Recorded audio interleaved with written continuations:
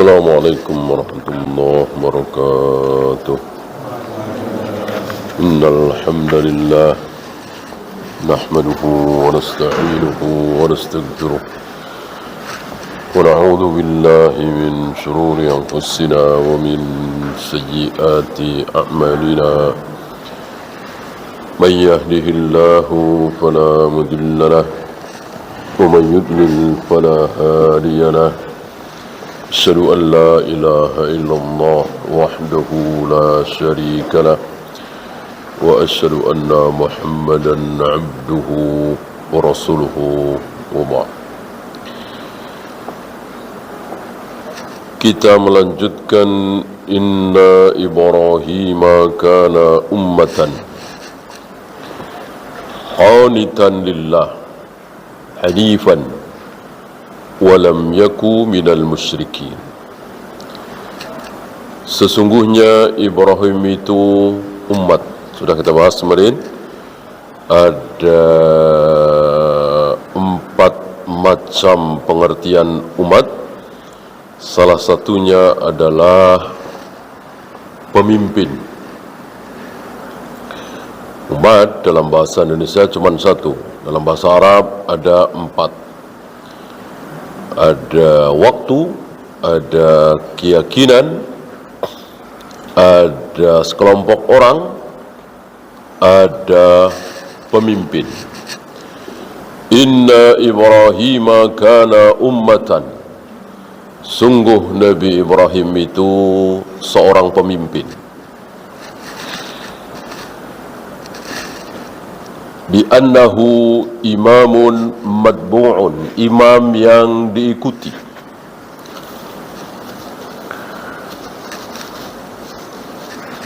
Bahkan manusia termulia di muka bumi, Rasulullah Muhammad SAW, mengaku sebagai pengikut Nabi Ibrahim, mengikuti millah Ibrahim, agamanya Nabi Ibrahim. Bahkan disebut nama beliau di salat, di salawat. Nabi Musa tidak disebut, Nabi Isa tidak disebut, Nabi Yahya, Nabi Harun tidak disebut, Nabi Ibrahim disebut. Allahumma salli ala Muhammad wa ala ali Muhammad kama sallaita ala Ibrahim. Abul Anbiya, bapaknya para nabi. Tidak ada satupun nabi yang bukan anak beliau. Tidak ada satupun nabi yang bukan keturunan beliau. Seluruh nabi yang ada di muka bumi adalah anak beliau, atau cucu beliau, atau cicit beliau, atau anaknya cicit, dan seterusnya. Enggak ada yang keluar dari jalur beliau, tidak ada.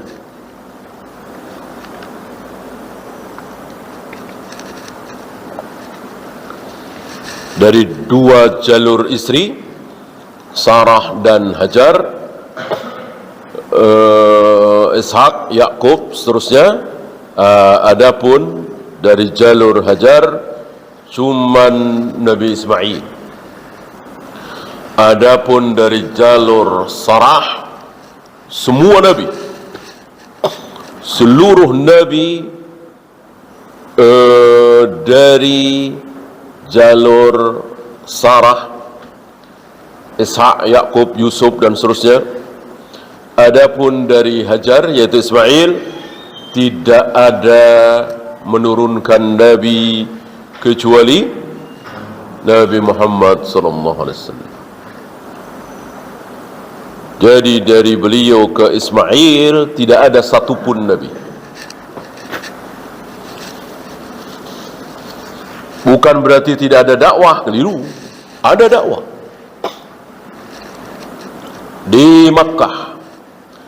Sepeninggal Nabi Ismail, maka anak-anak beliau, cucu-cucu beliau, cicit-cicit beliau mengajarkan tauhid, berdakwah tauhid ke penduduk Mekah. Akhirnya penduduk Makkah bertauhid sampai zaman Abu Jahal, Abu Lahab. Maksudnya masih tersisa, walaupun sedikit sekali. Siapa di antaranya? Waraqah bin Naufal, Zaid bin Amr bin Nufail, dan ada beberapa, ya mungkin nggak sampai 10 orang, tapi masih ada. Dakwah tauhid itu, akidah sahihah itu masih ada, tidak putus. Jadi masa fatrah itu, masa kekosongan wahyu itu mungkin ada di Mesir, mungkin ada di Madinah, mungkin ada di Syam, mungkin ada di Irak. Adapun di Mekah tidak, Allah jaga. Jadi sampai menjelang diutusnya Rasulullah Muhammad SAW masih ada, atau mungkin habis terus beliau diutus. Ya, ini jawaban dari pertanyaan kenapa Abdullah dan Aminah kok masuk neraka. Padahal tidak menentang dakwah Nabi, tidak menolak dakwah Nabi, tidak seperti Abu Jahal, Abu Lahab. Menentang gimana, menolak gimana? Beliau berdua wafat, Rasul masih kecil. Bahkan diriwayatkan Abdullah itu meninggal, Rasulullah masih ada di kandungan, kan begitu.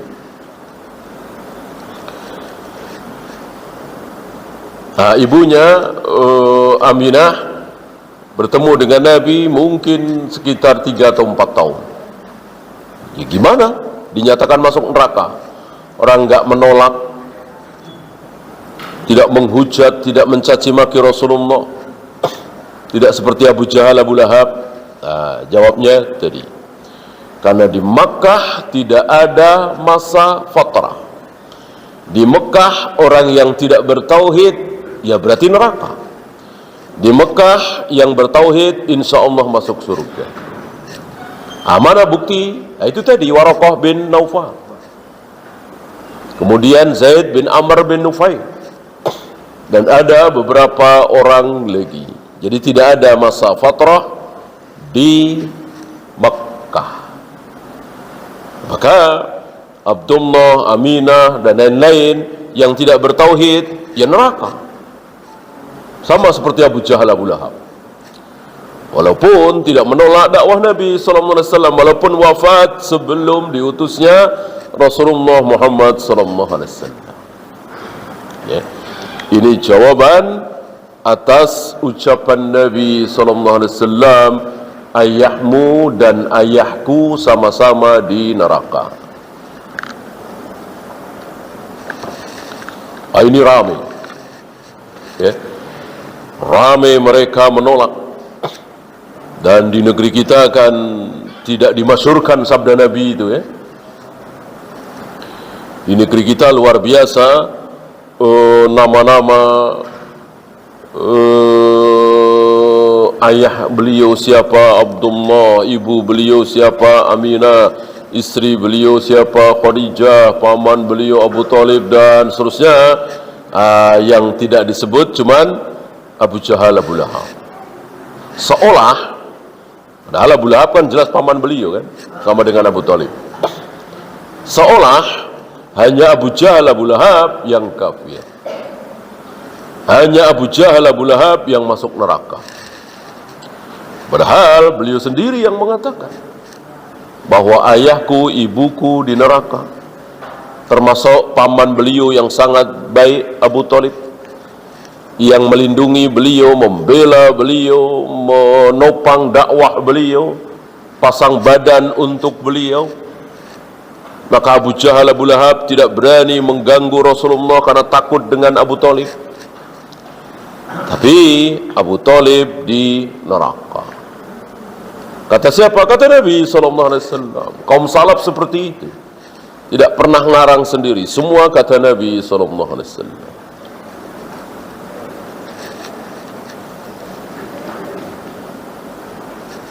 li'annahu ahadur rusulil kiram min ulil azmi.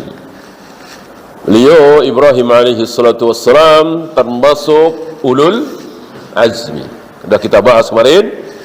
Jadi 124.313 25 5 2 1. Yang dua ini tidak berada dalam satu derajat.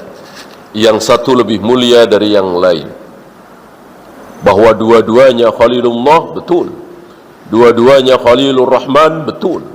Tapi Rasulullah sallallahu alaihi wasallam lebih mulia dari Ibrahim. Tapi dua-duanya Khalilullah. Dua-duanya Khalilur Rahman.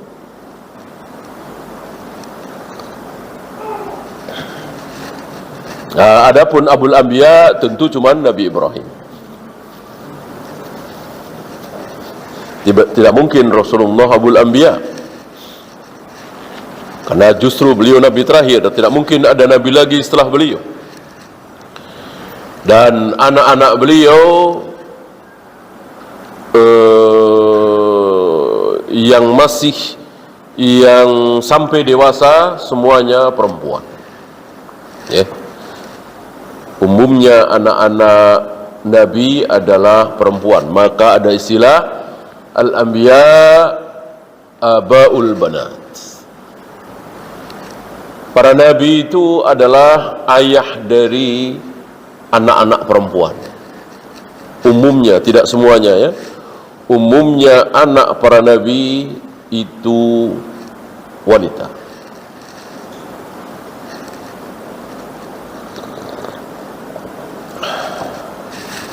Dan ada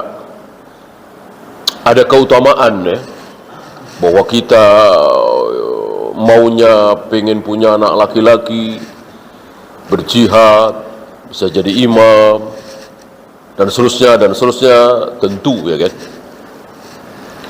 Berapa banyak dari kita anaknya hafal 20 juz, fasih, suaranya bagus, hafal 25 juz, 30 juz, hafal, fasih, bagus, tapi nggak bisa jadi imam, nggak bisa jadi imam solat karena perempuan.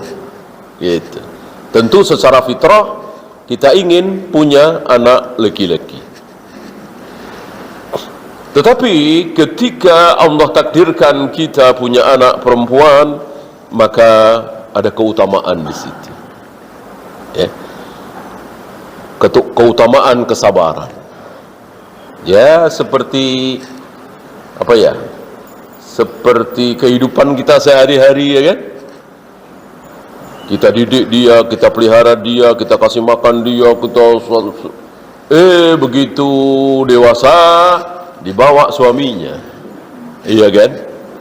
Kira-kira begitu. Maka ada keutamaan khusus bersabar memiliki anak perempuan. Dan aturannya memang seperti itu. Ketika anak perempuan kita sudah punya suami, maka kita sudah tidak berhak lagi. Yang paling berhak adalah suami. Wajib kita relakan. Ketika kita nyuruh dia pulang, suaminya bilang jangan, tentu suaminya yang menang, bukan kita sebagai orang tua. Ya. Itu yang dimaksud Allah memberikan pahala kepada orang tua yang bersabar mendidik, memelihara, mengasuh anak perempuan.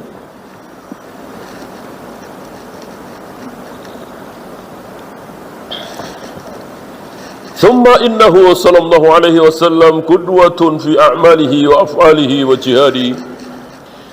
Beliau sallallahu alaihi wasallam, bukan Rasulullah ini, Nabi Ibrahim, karena tidak ada bedanya antara Nabi Ibrahim, Nabi Muhammad, Nabi Isa, Nabi Musa, Nabi Isa dan lain-lain tentang sallallahu alaihi wasallam, alaihi salatu wassalam, sallallahu alaihi wa alihi wasallam, tidak ada bedanya. Di kita dari kecil diajari kalau Nabi Muhammad sallallahu alaihi wasallam, kalau Nabi Ibrahim, Nabi Musa, Nabi Harun alaihi salam. Jadi seolah Nabi Ibrahim, Nabi Musa, Nabi Harun enggak boleh sallallahu alaihi wasallam. Ini sebuah kekeliruan. Seluruh para nabi, para rasul berhak didoakan dengan sallallahu alaihi wasallam, alaihi salatu wassalam, sallallahu alaihi wa alihi wasallam. Termasuk para malaikat, tidak ada bedanya. Ya. Berbeda dengan para sahabat. Berbeda dengan para sahabat. Para sahabat tidak berhak didoakan dengan sallallahu alaihi wasallam, alaihi salatu wassalam, alaihi salam. Itu adalah doa untuk para nabi, para rasul. Adapun para sahabat cukup dengan radhiyallahu anhu, radhiyallahu anhum, radhiyallahu anha, dan seterusnya.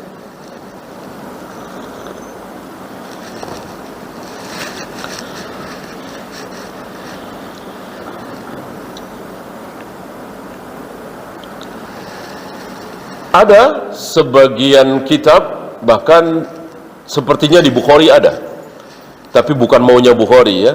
Ali alaihi salam, Ali bin Abi Thalib alaihi salam. Ini sebuah kekeliruan.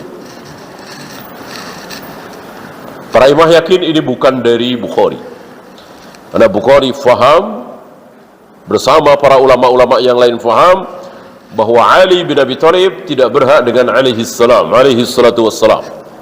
Cukup bagi beliau radhiyallahu anhu. Begitu juga setelah para sahabat, tabi'in, atba'ut tabi'in, ulama-ulama sampai hari ini yang wafat tidak berhak dengan radhiyallahu anhu, tapi cukup dengan rahimahumullah, rahimahumullah, rahimahumullah. Semoga Allah merahmati beliau, merahmati mereka, dan seterusnya.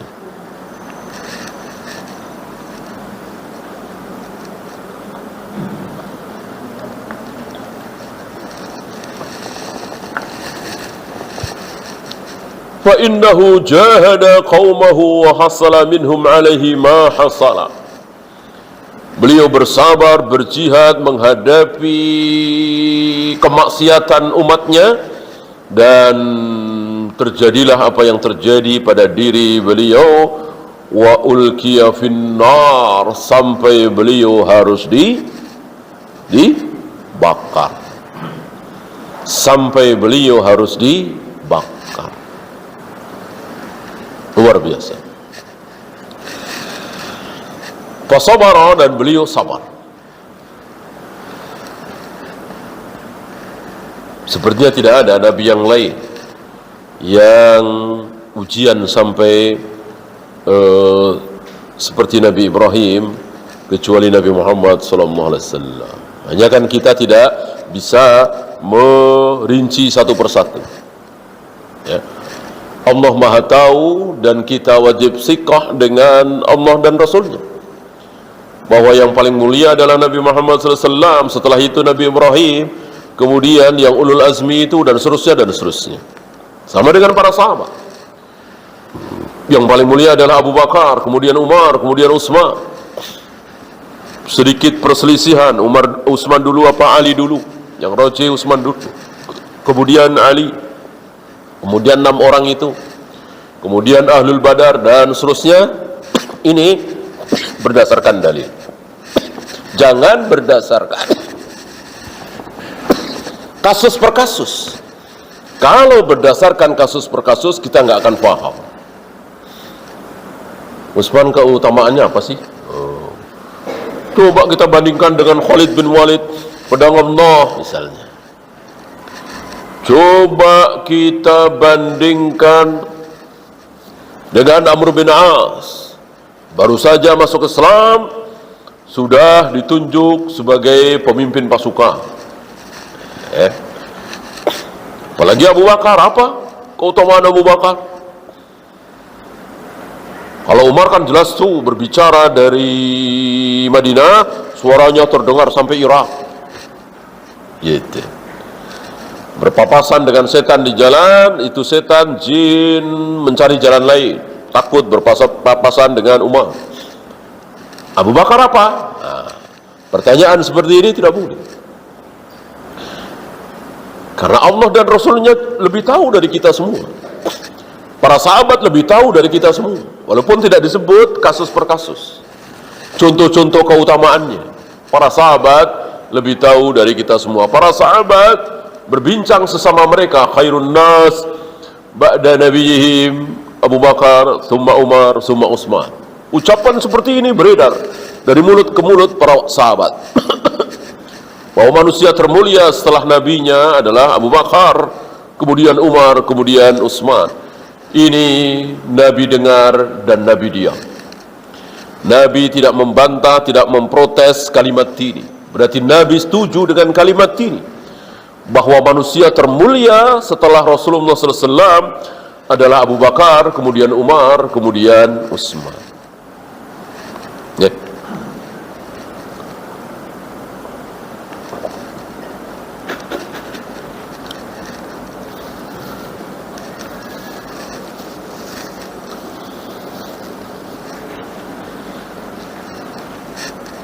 Termasuk keutamaan Nabi Ibrahim dengan Nabi Muhammad alaihi wassalatu wassalam, tidak perlu kita melihat kasus per kasus, ya.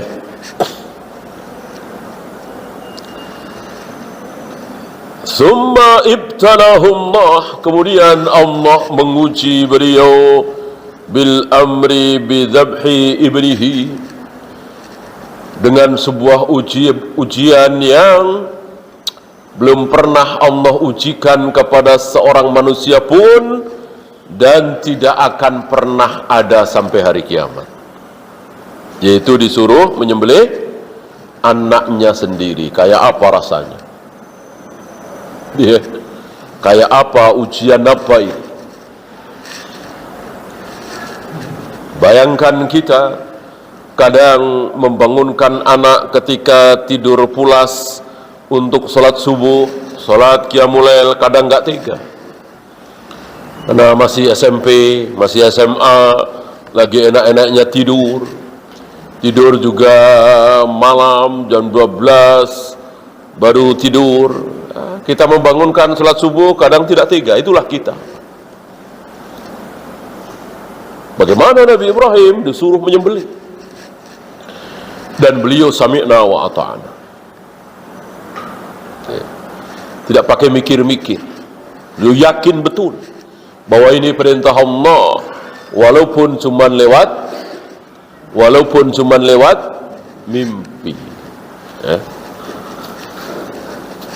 Walaupun cuma lewat mimpi, karena beliau yakin, putra beliau juga yakin bahwa mimpi seorang nabi adalah wahyu.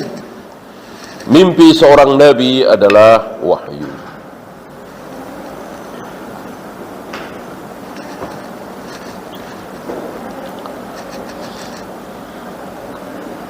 Wa huwa wahiduhu, dan ketika itu Nabi Ismail satu-satunya anak beliau.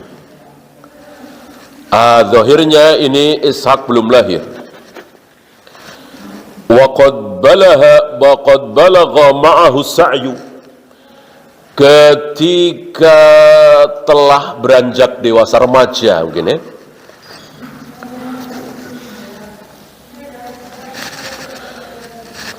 Falaisa kabiran qad tabat an-nafsu minhu wala saghiran la tata'allaq bihi an-nafsu katsiran. Jadi bukan sudah tua dewasa, bukan juga masih bayi, ya.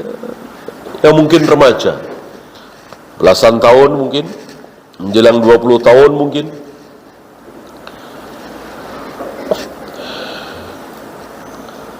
Thumma waffaqa ila ibni bar muti'un lillah. Nabi Ismail menjadi anak yang membantu orang tuanya untuk taat kepada Allah.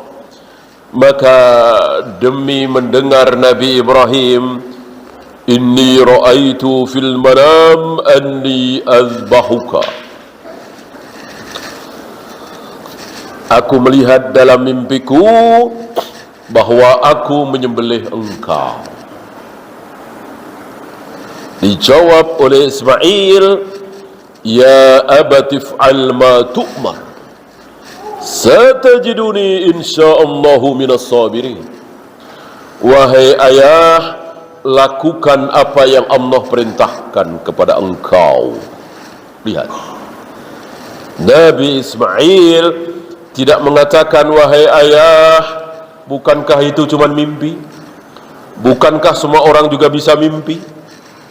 Karena Nabi Ismail tahu, diberitahu oleh Nabi Ibrahim alaihi salatu wassalam bahwa seorang nabi ketika bermimpi berarti wahyu. Berarti itu perintah dari Allah agar Nabi Ibrahim menyembelih Ismail. Wahyu. Nabi Ibrahim faham, Nabi Ismail faham, Hajar juga faham. Maka mereka bertiga siap untuk melaksanakan perintah Allah. Ini pelajaran yang luar biasa, bahwa ketika kita melaksanakan perintah Allah, maka wajib sami'na wa ata'na. Jangan pakai akal, jangan pakai ra'yu, jangan pakai logika. Walaupun bertentangan, sangat bertentangan. Akal sehat siapa, nurani siapa, hati siapa yang menyetujui seorang ayah menyembelih anak? Tapi ini perintah Allah, ini dalil, ini wahyu.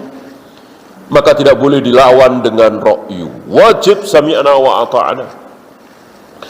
Maka mereka bertiga sami'na wa ata'na.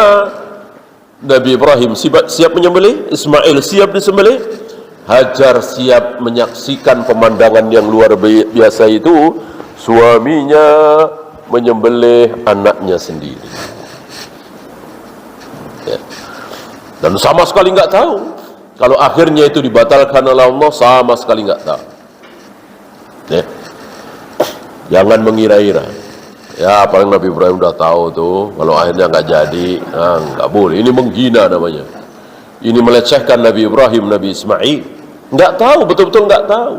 Jadi betul-betul siap menyembelih.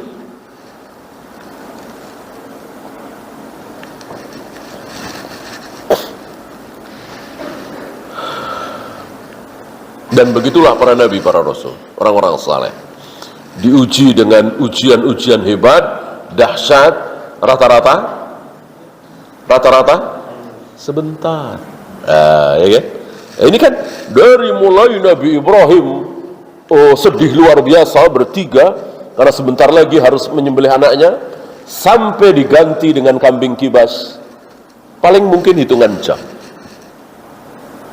Ya, langsung Allah ganti. Sama dengan Nabi Yunus yang berada dalam kegelapan perut ikan nun itu, bertahun-tahun, berbulan-bulan, enggak kan? Mungkin seharian atau beberapa jam. Ya. Begitu juga Rasulullah Muhammad SAW bersama para sahabat dicaci maki oleh Abu Jahal, Abu Lahab, menderita karena siksaan kafir Quraisy. Puluhan tahun? Enggak. Cuman beberapa tahun. Ya. Cuman kira-kira 13 tahunan. Ya. Nah, bandingkan dengan kaum muslimin hari ini. Ya, kaum muslimin hari ini menderita kelaparan, dijajah, ya seperti kita aja lah. Kita dijajah oleh Belanda, kafir itu berapa tahun? 350 tahun. Nah, itulah karena mereka orang-orang saleh, orang-orang baik, betul-betul ujian. Kalau kita lebih ke azab. Karena kesyirikan kaum muslimin, karena bid'ahnya kaum muslimin, maka Allah tidak tolong kaum muslimin, Allah biarkan. Sampai hari ini berapa banyak negeri-negeri muslim yang dibiarkan oleh Allah kelaparan, perang saudara, dijajah, porak-poranda, hancur-hancuran, Syria misalnya, Afgan misalnya, Yaman misalnya.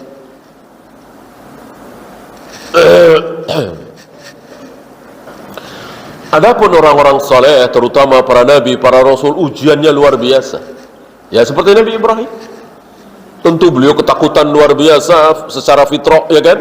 Sebentar lagi akan dibakar.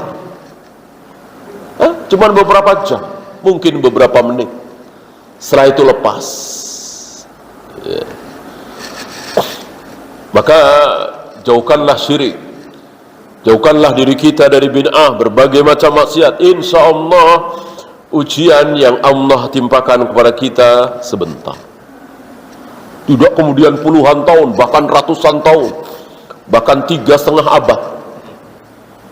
Allah nggak tolong-tolong juga.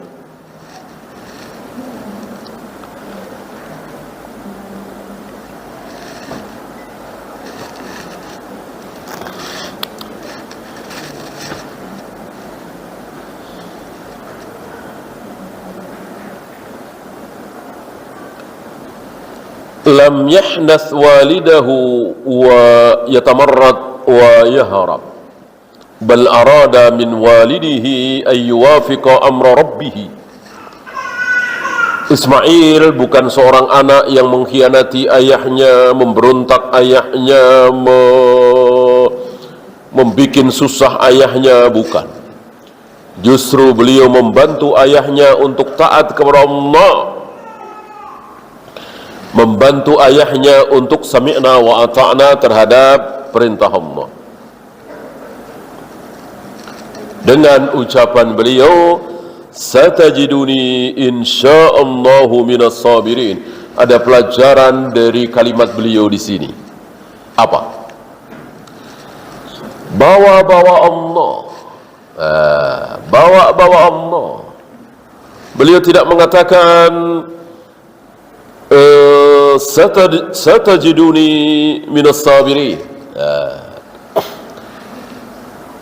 Aku pasti sabar. Enggak. Ya. Aku pasti kuat. Enggak. Ya. Tapi ada kalimat insyaallah. Jika Allah menghendaki, insyaallah aku sabar, insyaallah aku kuat, insyaallah aku siap. Jika Allah menghendaki, lihat.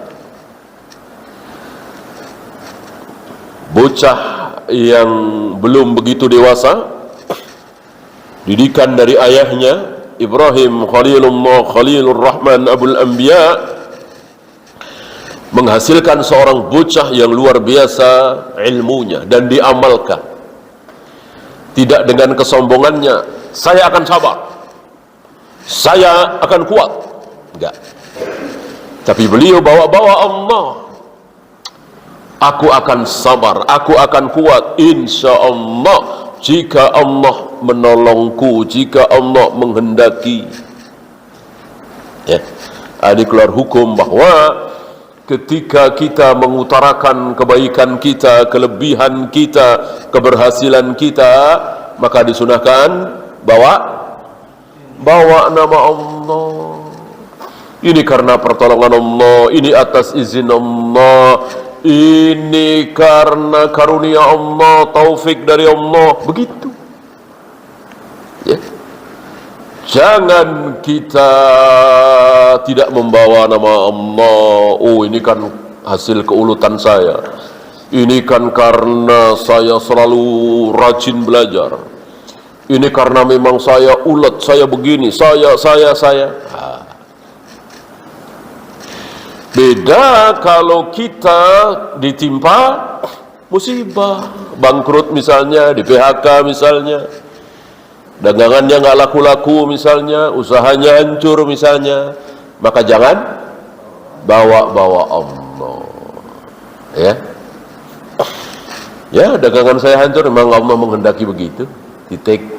Jangan. Ya. Bahwa itu pasti dari Allah, betul, tapi jangan ucapkan.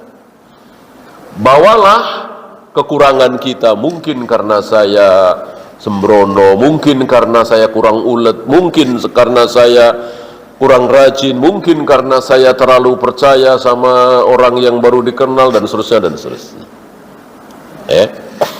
Ingat ucapan Nabi Ibrahim, wa idza maridtu fahuwa yasfini. Jika aku sakit, Allah lah yang menyembuhkan aku. Beliau tidak mengatakan jika Allah membikin aku sakit, maka setelah itu Allah membikin aku sembuh. Beliau tidak mengatakan seperti itu.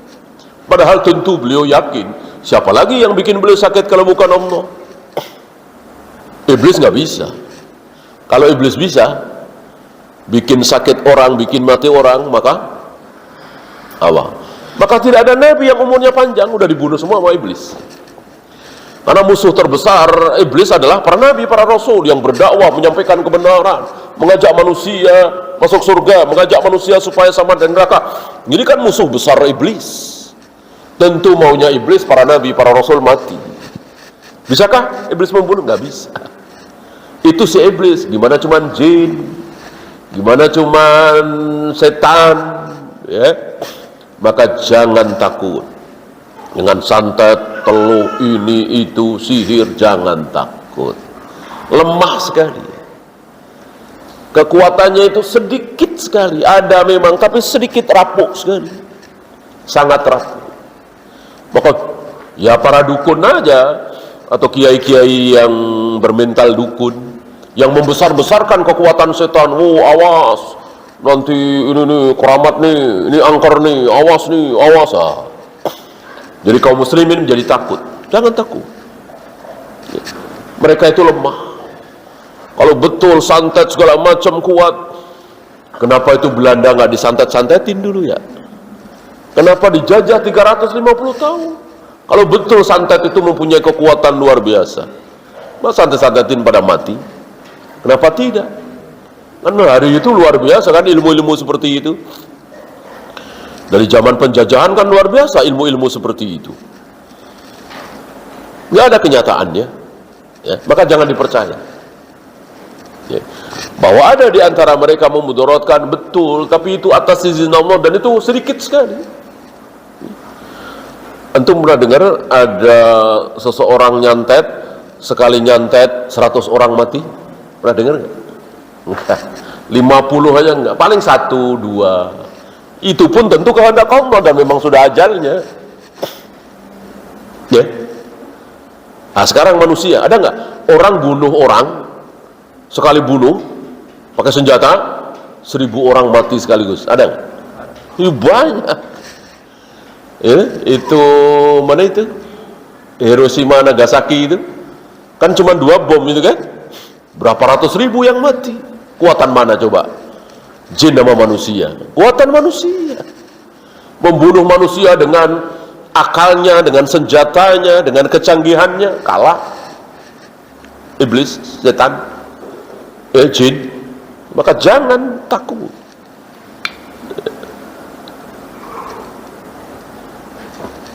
Dan ketika tidak takut, tidak dianggap, mereka malas.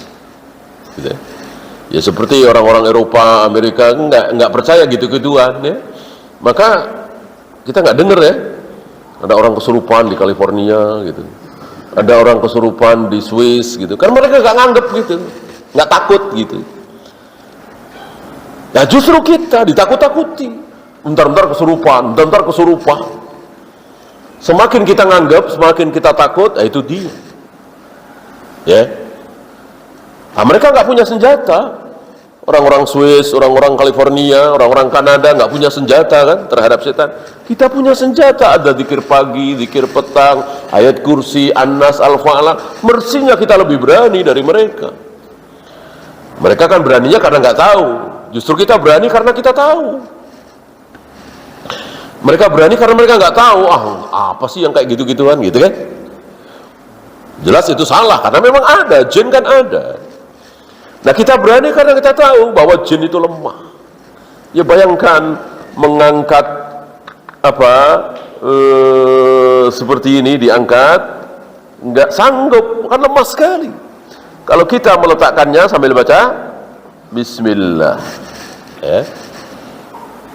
Anjuran Nabi SAW, jangan biarkan minumanmu, bejanamu tidak tertutup. Tutuplah ketika ditinggalkan, ketika mau tidur dan seterusnya. Kalau nggak ada tutup, letakkan sesuatu, lidi misalnya, sambil baca Bismillah, maka setan tidak akan mampu mengangkat. Berarti kan lemah sekali. Lemah sekali kita diberi senjata. Bismillah. Ya. Ini para dukun atau kiai yang bermental dukun yang menakut-nakuti kaum muslimin dengan kekuatan-kekuatan seperti itu. Dan dengan sebab itulah syirik jadi di mana-mana. Yang pengelarisan, yang pengasihan, yang kebal senjata dan seterusnya. Itu semua adalah haram, itu semua adalah syirik.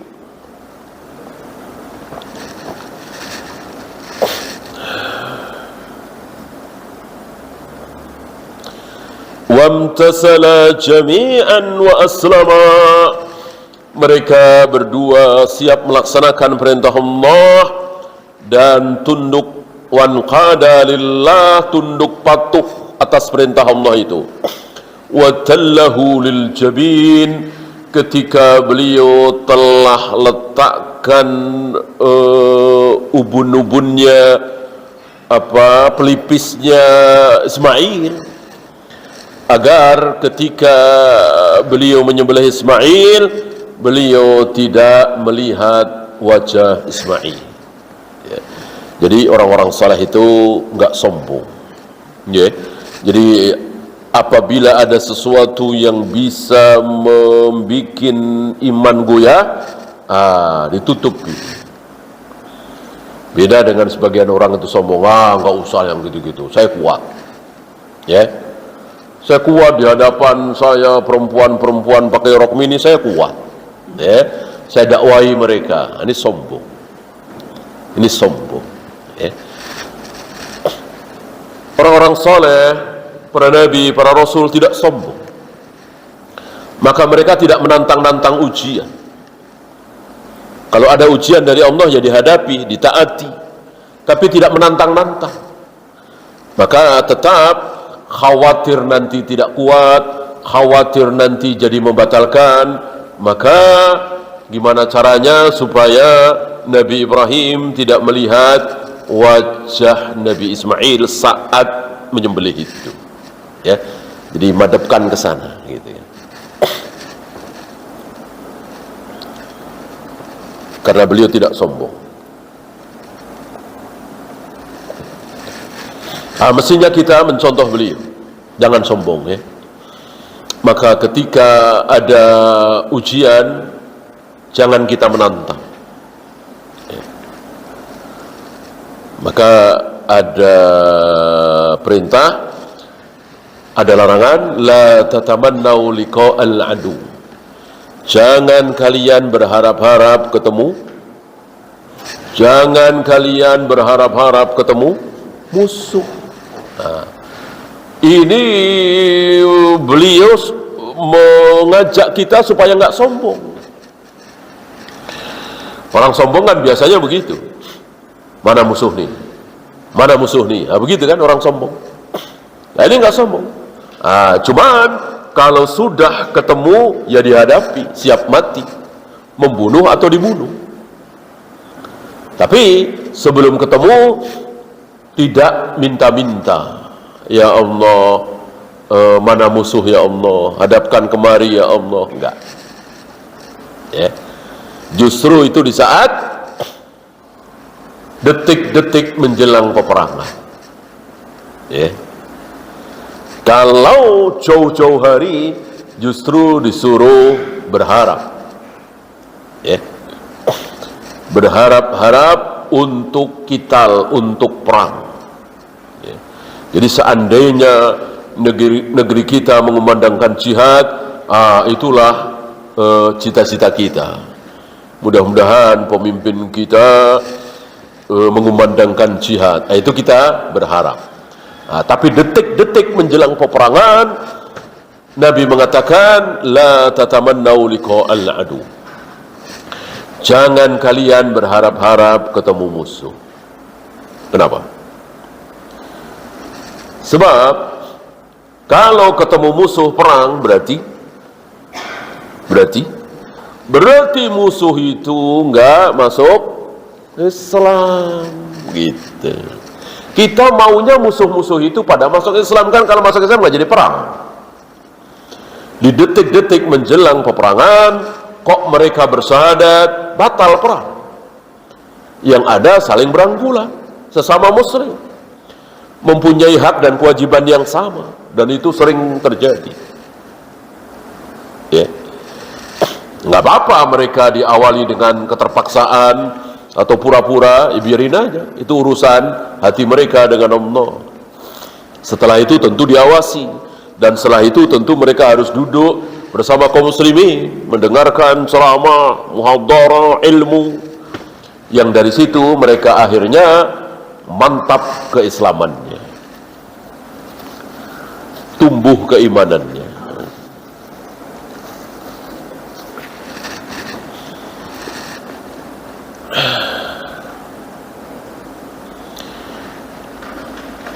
Li'ajli ayyadbahahu wa huwa la yara wajhahu, agar beliau menyembelih putranya dengan tidak melihat wajah putranya itu. Faja'al farju minallah, datanglah pertolongan Allah. Wa nadainahu ya Ibrahim, kami panggil wahai Ibrahim. Qad saddaqta ru'ya, sungguh engkau telah membenarkan mimpimu, melaksanakan mimpimu wahyu. Inna kadzalika najzil muhsinin, begitulah kami membalas orang-orang yang berbuat baik. Mungkin nggak sampai seharian seperti tadi. Itulah orang-orang soleh diuji dengan ujian yang luar biasa dahsyat sebentar. Tidak seperti kita 3,5 abad, bahkan sampai hari ini masih terjajah, masih terpuruk, masih miskin, masih belum ditolong oleh Allah. Nabi Ibrahim cuman beberapa jam. Begitu pula ketika dibakar, begitu pula Nabi Yunus, begitu pula Rasulullah dengan para sahabat, nggak sampai 13 tahun. Ya. Adapun kita puluhan tahun, bahkan ratusan tahun.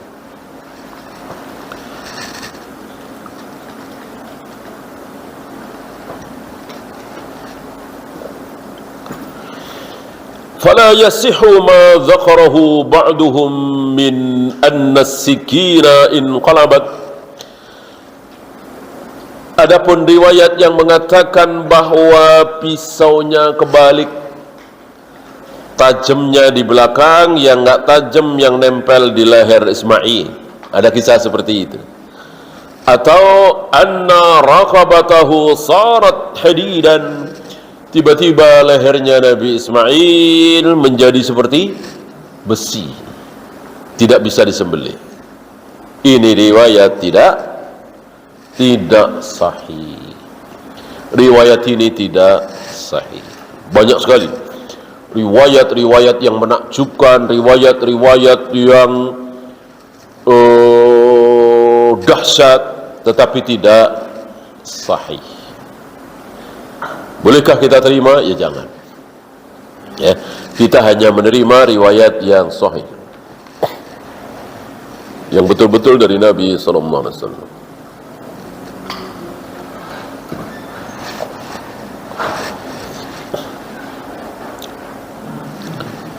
Walaupun riwayat itu mendukung dalil. Ambil contoh, misalnya ada riwayat Nabi Sulaiman sedang bersama orang-orang, datanglah malaikat maut. Datanglah malaikat maut mau mencabut nyawa si fulan yang ada di situ. Malaikat maut menatap si fulan ini. Kalau istilah kita nggak berkedip gitu ya. Pandangan malaikat maut tertuju ke si fulan yang Allah perintahkan untuk cabut nyawanya. Ya. Nggak lama malaikat maut, ini malaikat maut dalam bentuk manusia ya.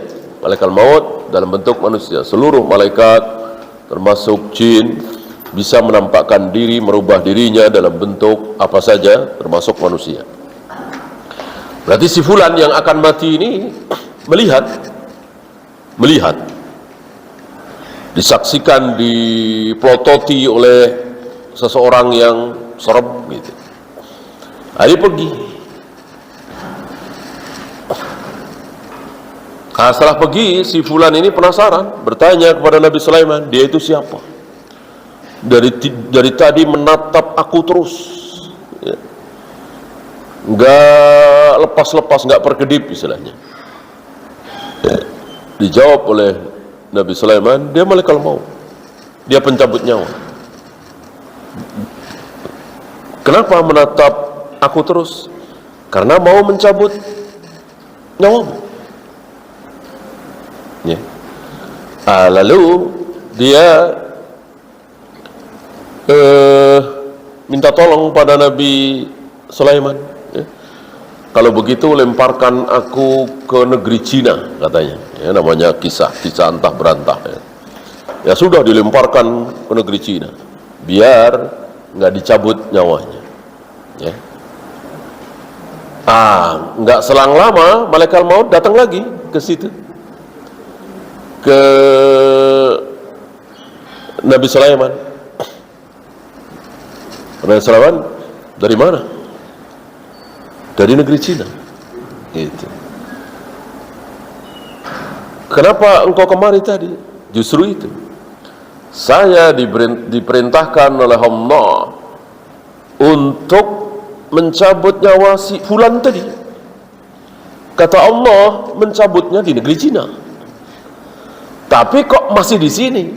Dari sini ke Cina kan berapa bulan, ya? Kok masih di sini?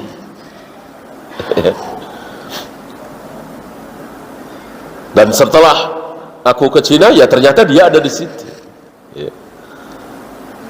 Kisah ini dhaif,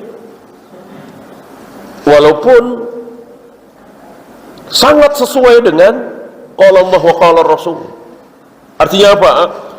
Ketika seseorang itu mati, maka Allah menentukan matinya di kalau istilah kita koordinat gitu, ya.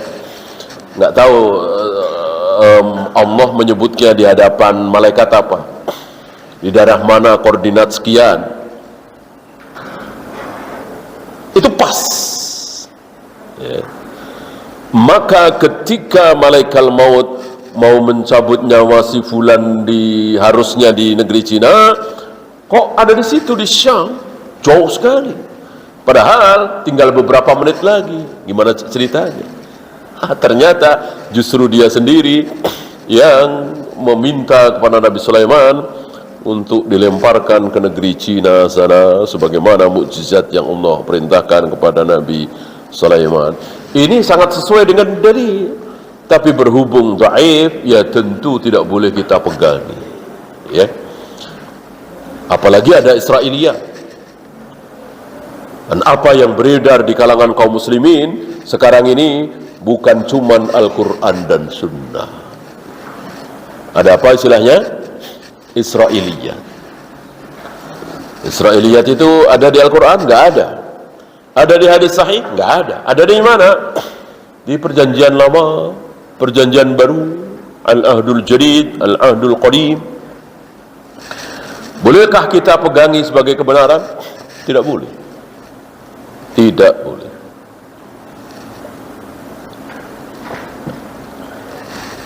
Masih ingat apa yang ada di perjanjian lama, perjanjian baru, Taurat, Injil hari ini dibagi 3. Yang pasti benarnya, ya. Yang pasti benarnya. Tahu dari mana pasti benarnya? Sama dengan Al-Quran dan Sunnah. Ya ngapain? Orang sama dengan Al-Quran dan Sunnah, ya lihat aja Al-Quran dan Sunnah. Ngapain lihat Taurat, Injil? Orang pasti benarnya itu sama dengan Al-Quran dan Sunnah. Misalnya di Taurat atau Injil dikatakan bahwa Nabi manusia pertama namanya Adam, istrinya namanya Hawa. diusir mereka berdua dari surga karena mendekati pohon larangan misalnya. Itu kan sama dengan Al-Quran dan Sunnah. Perlukah merujuk ke Taurat dan Injil? Ya ngapain, orang sudah ada di Al-Quran dan Sunnah. Yang kedua, yang pasti salahnya. Tahu dari mana salah? Ya berbeda dengan Al-Quran dan Sunnah. Ya. Seperti mereka mengatakan bahwa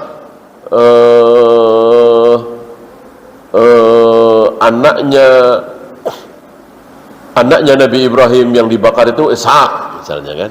Ya tentu kita katakan salah, yang benar Ismail bukan Ishak. Ya kan? Dan seterusnya beda dengan Al-Quran dan Sunnah. Ya ngapain kita merujuk kepada Taurat dan Injil, orang yang pasti benar Al-Quran dan Sunnah, gitu ya. Nah, yang terakhir yang kita tidak tahu itu benar apa salah. Yeah. Benar apa salah? Enggak tahu. Ini bahaya. Ini yang harus kita tawakuf.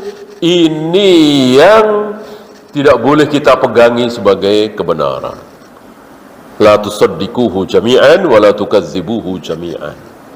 Jangan engkau benarkan semuanya, jangan engkau salahkan semuanya. Ya.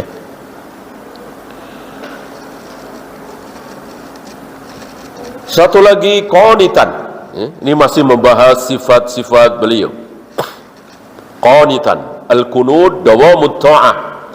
Apa yang dimaksud dengan qanitan? Tunduk. Dawamut ta'ah, terus menerus dalam ketaatan. Terus menerus, bukan sekali-sekali.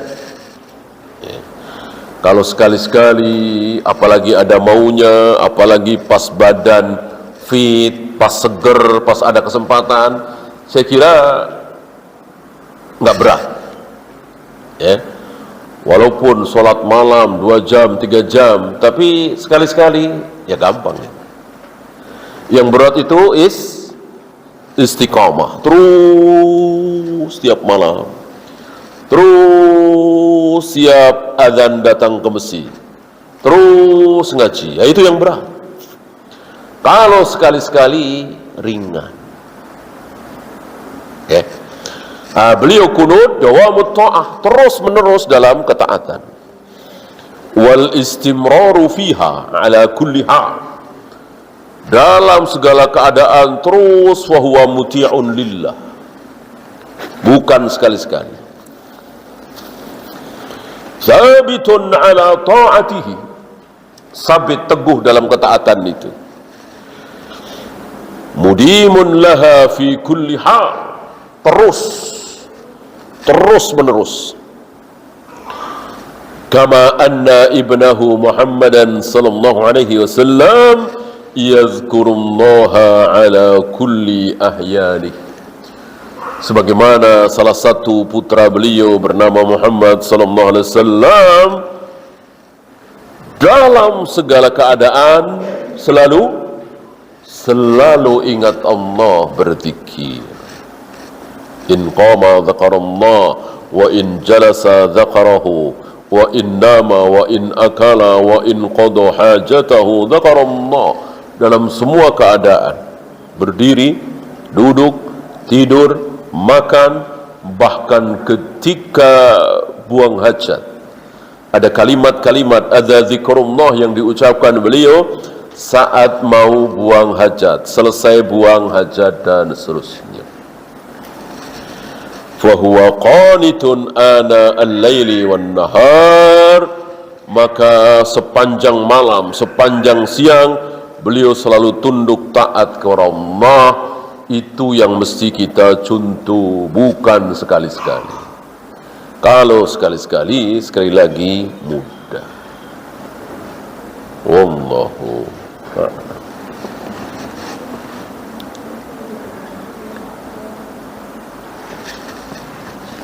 Iya, ada pertanyaan, silakan.